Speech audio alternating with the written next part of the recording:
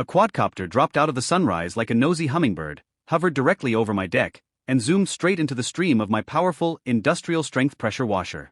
It did a sloppy, wet pirouette, clipped the corner of my expensive stainless steel grill, and face-planted into my hydrangeas with a pathetic, high-pitched electronic whine. I stood there for a moment, hose still running, watching the little machine twitch among the flowers like a dying mechanical insect. 10 minutes later, a woman in a bright pink visor marched up my driveway with 2 clipboard-carrying lackeys trailing behind her like nervous ducklings.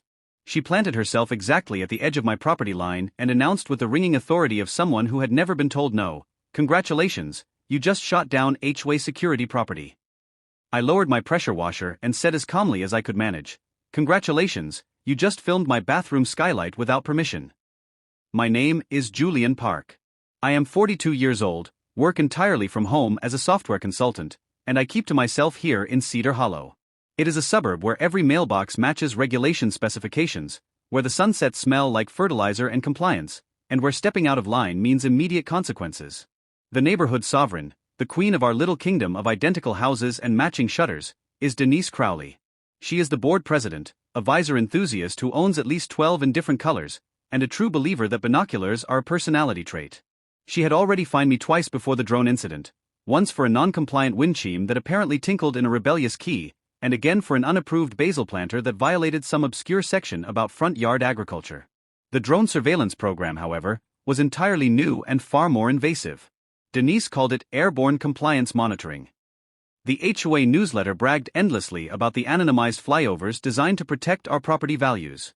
Except the drone kept nosing over back fences at odd hours, lingering above pools, and peeking into second-story windows like a curious UFO with serious boundary issues. I started finding printouts in my mailbox. Not friendly reminders, but actual surveillance photos. One was a zoom lens shot of my recycling bin with a red circle drawn around the lid that was slightly ajar. The caption read, "Violation, lid ajar, fine pending." Another was a grainy photo of me barefoot in my front yard watering my tomato plants at 6 o'clock in the morning. The label said, "Front yard agriculture, unapproved vegetation."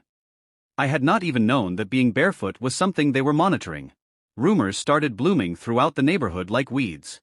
Neighbors whispered about dogs being photographed without proper permits and sheds with illicit shelving. Someone else mentioned a spreadsheet, an actual digital document called the nuisance tracker, that listed timestamps of people doing ordinary things. The whole thing felt like living in a surveillance state, except our dictator wore a visor and drove a luxury SUV with a custom license plate HOA boss. Then came the knock that changed everything. A notice of destruction of HOA property printed on official-looking letterhead. Denise demanded $1,200 for what she termed hostile engagement with an unmanned compliance craft. The language was absurd, but she was completely serious. She stood on my doorstep, visor gleaming, and said with a smug tone, "We will see you in court, Mr. Park." I looked at her evenly and said, "Bring your flight logs."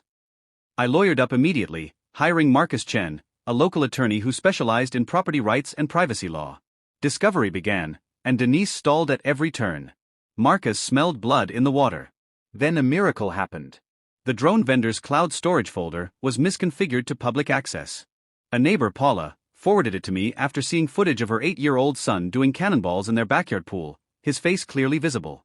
Inside that folder was a treasure trove of evidence, hundreds of backyard clips showing families at dinner, people in bathrobes near windows, and private conversations. The file names were damning: Lot 42 after 10 p.m. East Alley trash lid violation. But the real gold mine was the email chain with Denise: increase altitude. They are noticing us now. One email explicitly stated, focus on the properties that voted against me in the last board election. I handed everything to Marcus. He contacted city code enforcement, state privacy regulators, and the Federal Aviation Administration, FAA. Our little neighborhood dispute suddenly had multiple government agencies involved. Our court date finally arrived. Marcus played a carefully edited video for the court, a greatest hits reel of surveillance footage, identifiable children, a woman in a bathrobe through a window.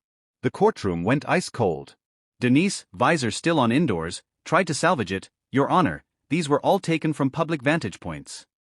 The FAA representative politely interrupted, "Ma'am, did your operator hold a Part 107 certificate for commercial drone operations?" The silence was deafening. Code enforcement added their bombshell. The claimed Cedar Hollow police liaison on the signage was a completely fabricated entity. The judge asked, Were consent forms obtained from residents for the surveillance program? Denise's lawyer quietly said, "No, Your Honor." The judge leaned forward, his patience exhausted. He ruled that Mr. Park's pressure washer intercept was entirely lawful. He issued an injunction immediately halting all flights. He sanctioned the HOA for unlawful surveillance, deceptive signage, and record-keeping practices that would embarrass a pirate ship. Damages were tallied against the HOA, including replacement of my dented grill, garden repairs, attorney's fees, and a substantial sum for invasion of privacy. The FAA issued a formal notice of proposed civil penalty. The drone was forfeited and later bought by the Middle School Robotics Club for $27 and a tray of brownies. The final blow: Denise Crowley was removed from the board and barred from serving on any HOA board for 7 years within the entire county.